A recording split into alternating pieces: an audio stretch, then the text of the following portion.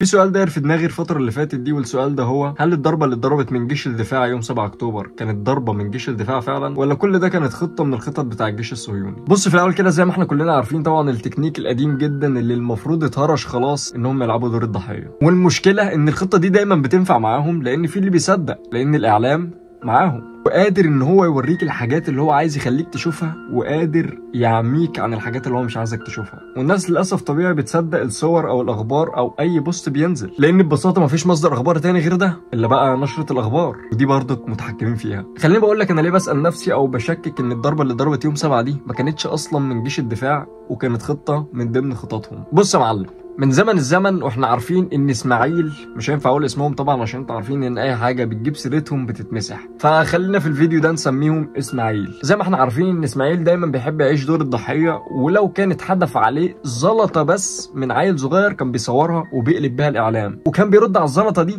برصاصه. وشفنا فيديوهات كتيره جدا منشوره من ناحيتهم ان في عيال صغيره بتحدفهم بالطوب وهم عيني غلابه، وبيبقوا قاعدين في امان الله وبيلاقوا عيني الطوبه اتحدفت عليهم من لا شيء، وكانوا بيتعوروا منها جدا، مع العلم ان احنا ما كناش بنشوف اي فيديوهات للرد على الطوبه برصاصه قد ما كنا بنشوف فيديوهات منهم للطوبه اللي اتحدفت عليهم. محدش يستحمل خالص ان هو يشوف حد بيتحدف بطوبه. المهم، جيش الاحتلال جيش بيخاف على سمعته جدا جدا جدا. بالنسبه له سمعته قدام الاعلام دي من اهم الحاجات اللي هو بيهتم بيها، فدايما هتلاقيهم بيخلقوا مبرر او عذر ورا اي ضربه بيضربوها، حتى لو كان العذر او المبرر ده مش حقيقي بس هم اللي مخترعينه، بس على الاقل يبقى خلصوا نيتهم قدام الاعلام. زي ما ضربوا المستشفى في غزه مثلا من كام يوم، ورجعوا بعدها بكل بجاحه قالوا لك الصاروخ ده اصلا كان محذوف من جيش الدفاع علينا بس وقع بالغلط عليهم. لو يا جماعه انتوا لو بتضحكوا على عيل بيشخ عنده 4 سنين ونص مش هتدوله مبرر زي ده كان اهون تقولوا فوتوشوب. بعدها بقى نزلوا بتصريح تاني بيقول لك ان كان في مجموعه ارهابيه اللي هو جيش الدفاع كان بيبني نفق تحت المستشفى فعشان كده ضربناه. احنا ما كانش في نيتنا خالص ان احنا نفرقع مستشفى او نقتل اكتر من 500 طفل، احنا بس كنا عايزين نفرقع الارهابيين اللي كانوا بيبنوا نفق تحت المستشفى دول. ماشي، انا راجل مختوم على قفايا وخلينا امشي في الطريق بتاعك. انت ضربت الصاروخ ده بس عشان تقضي على الناس اللي كانوا بيبنوا نفق تحت المستشفى مش المستشفى نفسها. يا اسماعيل، بالتكنولوجيا اللي عندك دي كلها مش عارف تلاقي طريقه تانية غير انك تفرقع المستشفى باللي حواليه عشان تهد النفق؟ ما كنتش هتعرف تهده بطريقه تانية؟ لا، احنا نضرب الصاروخ على المستشفى بقى بالمره عادي، يعني مش مشكله، دي ناس من غزه. بعدين يا جماعه، نفق ايه اللي يديني تحت المستشفى؟ والناس اللي في الغرب بيصدقوا الحاجات دي ازاي؟ خلينا بقى نرجع لموضوعنا الاساسي، وهو اني اقول لك الاسباب الكتيره اللي خلتني احس ان ضربه 7 اكتوبر ما كانتش ضربه فعلا من جيش الدفاع وكانت خطه منهم. بص يا سيدي، جيش الاحتلال كان خلاص قرب ياخد البلد كلها وكان ناقصه حته صغيره جدا منهم طبعا غزه، فكان يعمل عشان ياخد الحته الصغيره دي وبكده يبقى خد البلد كلها ان هو يطلع الناس اللي في غزه. فهيطلعهم ازاي؟ هيقول لهم امشوا؟ مش هيمشوا، فلازم يضرب. هيضرب بقى ازاي من غير سبب؟ زي ما قلت لك جيش الاحتلال بيخاف على سمعته جدا، مش هينفع يصحى في يوم وليله يدور الضرب في كل سكان غزه من غير سبب، لازم يبقى في سبب. ايه بقى هو السبب ده؟ ان هو يستعمل التكنيك بتاعه المعتاد، ان هو يعيش دور الضحيه قدام الاعلام. فعشان يعمل ده لازم يبين لك ان هو اتضرب وان هو بيدافع عن نفسه بس مش اكتر. فبذمتك جيش بالقوه والكهن واللؤم والغل ده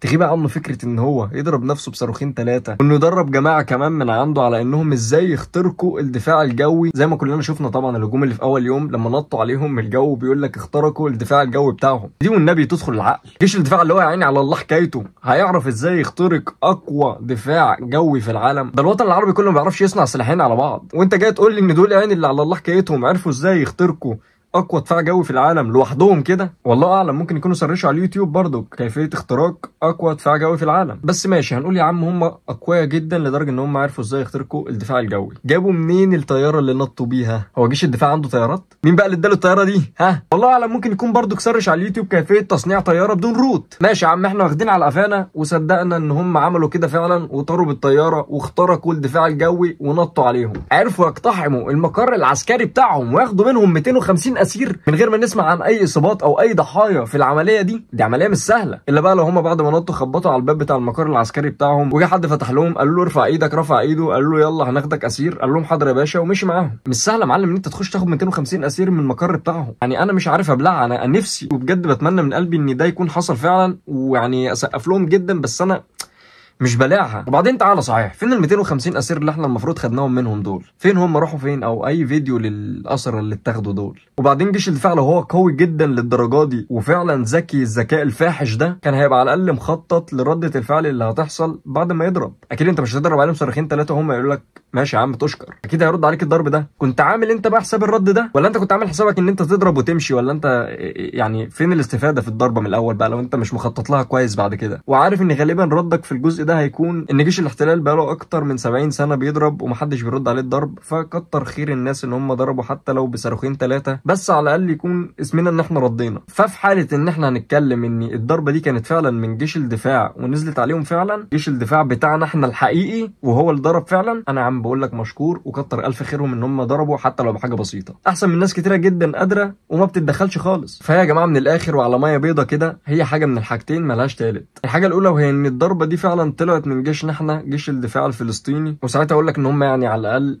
ردوا حتى لو بابسط الردود، مع ان الضربه دي للاسف بتسبب حاليا في موت مواطنين اطفال واهالي ما لهمش ذنب. بس مش عارف، ممكن يكونوا كانوا هم يعني خلاص، انما ما باليد حيله، اللي هو انا ما قداميش حل تاني غير ان انا اضرب، اللي هو دافع عن نفسي باي حاجه ادام ما حدش عايز يتدخل وينقذني. انما الحاجه التانيه بقى اللي انا خايف منها جدا فعلا، ان كل ده اصلا كان فيلم من الاول منهم عشان تبقى حجه ليهم ان هم دخلوا في حاله حرب، ويبقى مبرر قدام العالم كله لكل اللي هم بيعملوه حاليا ده، مع ان حتى لو هم في حاله حرب دي مش حرب، دي جريمه. وبعدين يا جماعه انا مش فاهم تفكير الاجانب، هم اكيد مش كلهم مغيبين، هم اكيد شايفين الحاجات دي بس عاملين عمي. يعني لا مؤاخذه في الكلمه، اي حمار هيشوف حاجه زي دي هيعرف ان هي مش حرب. حرب بتبقى بلد ضد بلد، لكن دي بلد بتحارب مواطنين، انت يعني بتضرب في ناس مش مسلحه اصلا، انت بتضرب في اهالي، ناس انت قاطع من عليهم كهرباء وميه وغاز، مدينه فيها سكان واهالي واطفال وناس كبار، فانت بتضرب فين؟ يعني في مقرات عسكريه هناك مثلا؟ دي مش حرب، دي جريمه، والعالم كله لازم يعرف ده، او لا هم عارفين اصلا بس هم عاملين عمي. وبعدين مش غريبه شويه ان جيش الاحتلال ما ردش في ثانيتها اول ما اتهجم عليهم يوم 7 اكتوبر؟ كان قادر ان هو يرد في ثانيتها، بس هو قرر ان هو يتقل على الرز لحد ما يستوي، لحد ما الاعلام يلعب دوره، عشان بعد كده يضرب مستريح، يفهمك في اول يومين ثلاثه ان هم يعني الضحايا، ان هم اتهجم عليهم وبيتضربوا، وبعد كده بقى ياخدوا راحتهم في الدفاع. تخيل بقى مصر تعمل حركه زي دي مثلا، تلعبهم بنفس لعبتهم، نخلي تماما الناس اللي على حدود رفح ونحط 30 شاحنه من بتوع المساعدات ونرمي صاروخ عليها ونقلب عليهم الاعلام كله، ونسيب الخبر ينتشر مع نفسه، وبعدها بيوم ننزل ندكها عليهم. بس صح، انا نسيت ان الاعلام مش معانا، وبعدين احنا مش بالقوه دي، وبعدين احنا مش بنفس اللقم والذكاء والخباثه بتاعت الصهاينه عشان نلعبها من تحت لتحت زي ما هم ما بيعملوا. وبعدين انت فكرك حتى لو هم ضربوا بجد واحنا ردينا عليهم الضربه بضربه، هيطلعونا قدام الاعلام ان احنا كنا بندافع عن نفسنا؟ طبعا لا، هيطلعونا ان احنا دوله ارهابيه وان احنا اتهجمنا عليهم في الاول من غير سبب. طبعا كالعاده هم بيبقوا قاعدين في حالهم واحنا يعني اللي بنتهجم عليهم، هم غالبا ما بيعملوش حاجه. فيا جماعه الناس دي بتلعبها من تحت لتحت وعارفه كويس جدا هي بتلعبها ازاي، وللاسف مكملين وماشيين في خطتهم صح، لان مفيش اللي يقف قدامهم. فاحنا ما قدامناش اي حاجه نعملها غير ان احنا ندعي لهم ان ربنا يقويهم ويصبرهم على الظلم اللي هم فيه، لحد ما الوطن العربي يفهم ان احنا عمرنا ما هنقدر نحط راسنا في راسهم غير لما نتحد ونرد عليهم بالقوه زي ما هم ما بيعملوا، مش بس بالاجتماعات وغيره. وساعتها بس مش هيستقلوا بينا ولا هيستقلوا بعقولنا بالحركات الخايبه اللي هم بيعملوها دي. احنا يا اخي مش قادرين حتى نخش نوصل لهم مساعدات